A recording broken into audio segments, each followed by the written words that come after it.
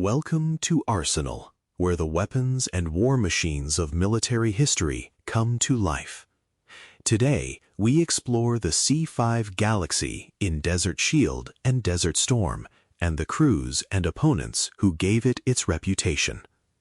A longer version of this story, with fact sheets and photos, is available in the print edition on LinkedIn or by email. You can also find more articles, podcasts, and resources at trackpads.com.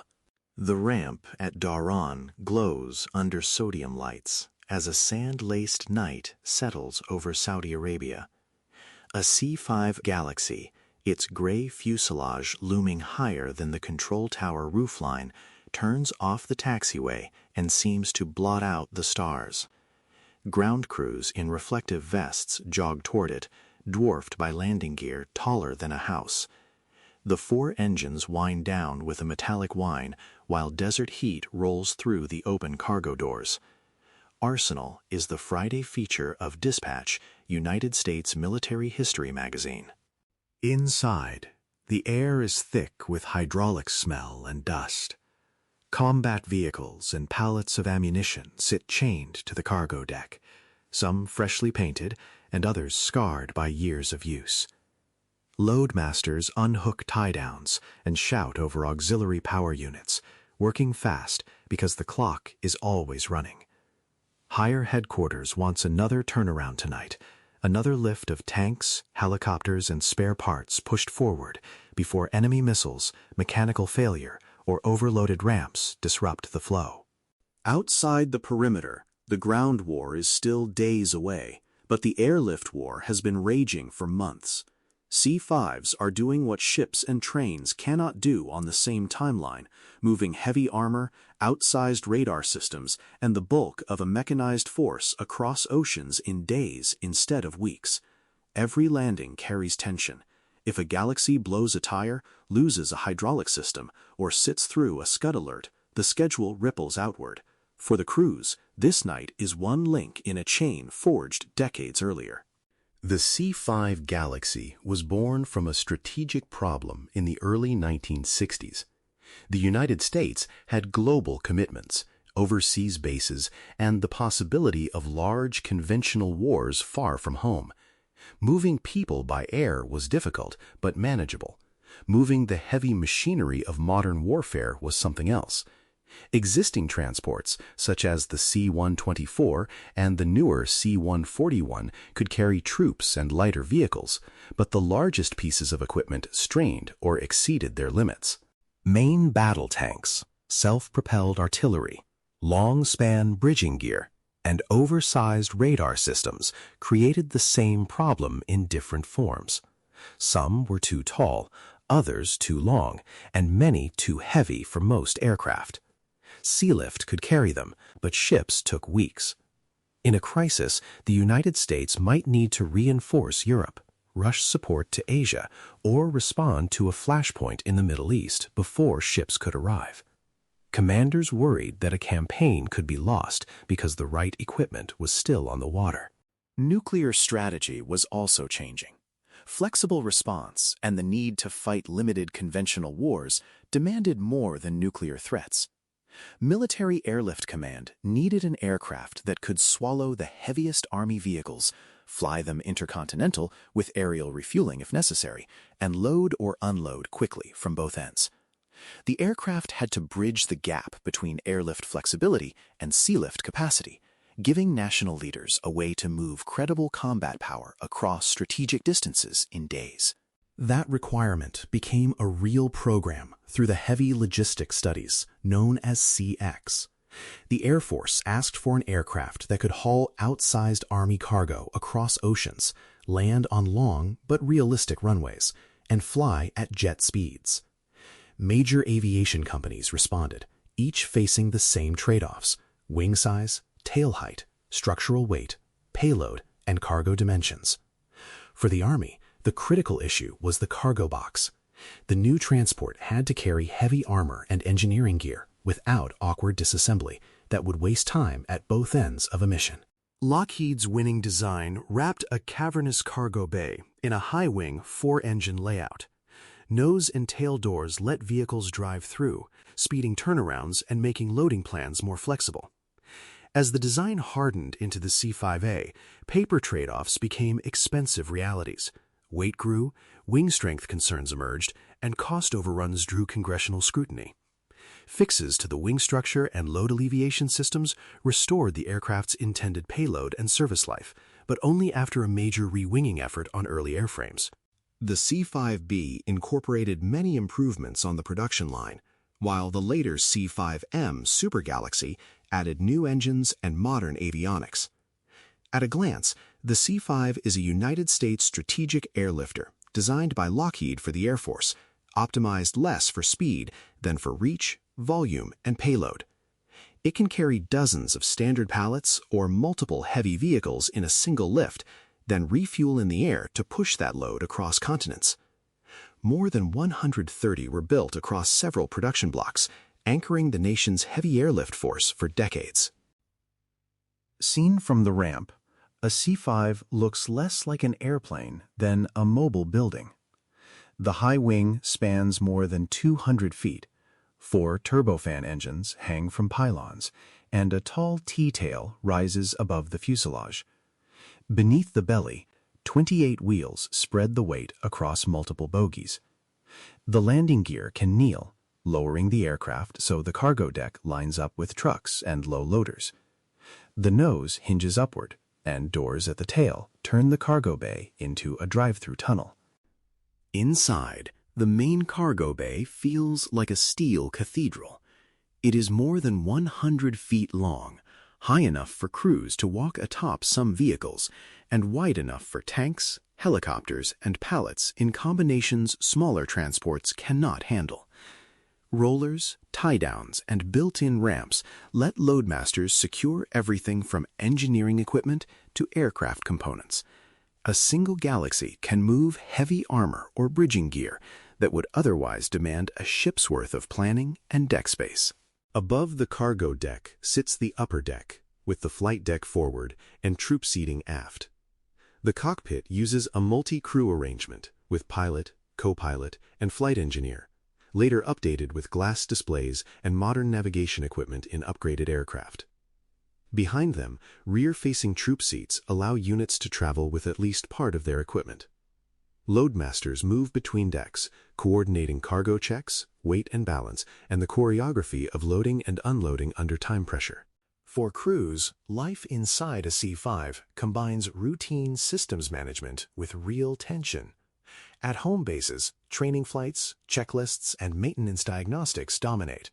On deployment, the cavernous aircraft becomes a workplace stretched across time zones, with crews sleeping in bunks, walking around the jet in blowing sand or freezing rain, and solving last-minute loading puzzles with ground units.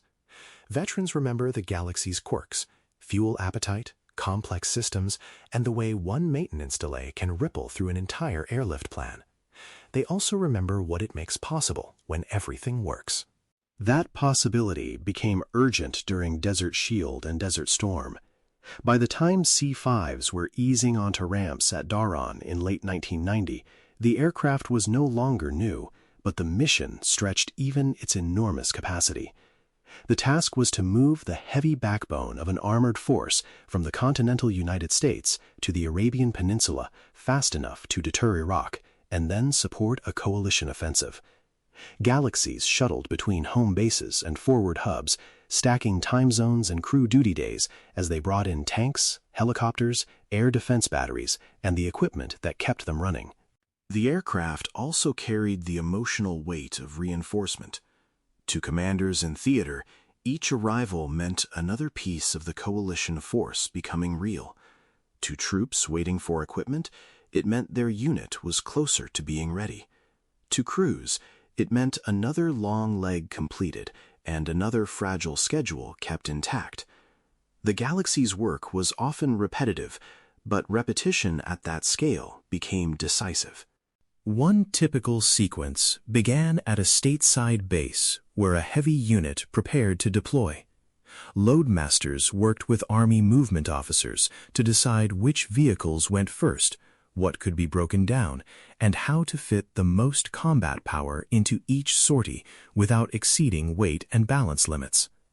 Tanks and heavy trucks rolled up the ramp, while pallets of ammunition and spare parts slid into place. Hours later, the C-5 climbed into the night, its cargo bay packed with the tools of ground combat. Aerial refueling, or intermediate stops, extended the aircraft's reach. When the nose gear touched down in Saudi Arabia, armor had crossed an ocean in less time than a ship might need to clear its departure channel. In theater, the Galaxy's size was both asset and liability. Its ability to carry outsized loads reduced the number of sorties needed to build combat power, but its need for long, strong runways and generous ramp space concentrated operations at a few major fields. Those fields became attractive targets for missiles and raids. When Scud alerts sounded, crews and ground personnel took cover, while enormous aircraft sat exposed against the desert. Every successful landing, offload, and departure was a quiet victory. Over weeks and months, the results appeared on the map. Armored brigades where there had been none, air defense radars watching new sectors, engineering units carving facilities from bare sand, and combat power arriving faster than sealift alone could provide. The C-5 did not fight with guns or bombs, but it helped place the tools of war where they mattered. Ask crews and commanders what they value most in the C-5, and the first answer is usually capacity. A single Galaxy can move a complete package of heavy vehicles, support gear, and personnel in one movement rather than several. Nose and tail loading, combined with kneeling landing gear, makes it unusually efficient on the ground. Vehicles can drive straight through, pallets can be arranged around them, and a carefully planned load can save hours at a vulnerable airfield. Long-range and aerial refueling give planners options shaped by politics, airspace, and urgency. The costs are real. The C-5 is complex and maintenance-intensive, especially in its earlier forms. Keeping it ready requires skilled technicians, spare parts, time, and patience. A minor fault can hold up not just one aircraft, but the flow of an entire deployment. Its size also restricts where it can operate. Runways that might work for smaller transports may be too short, weak, or crowded for a Galaxy, forcing operations into major bases that may be politically sensitive or militarily exposed. Enemy planners can read the Galaxy's presence as a strategic signal. A stream of C-5s arriving at a regional hub suggests more than routine movement. It hints at heavy brigades, armor, and major reinforcement. That makes the aircraft and the bases they use tempting targets for missiles, sabotage, or air attack. Smaller transports can disperse more easily, while the C-5 concentrates risk along with capability.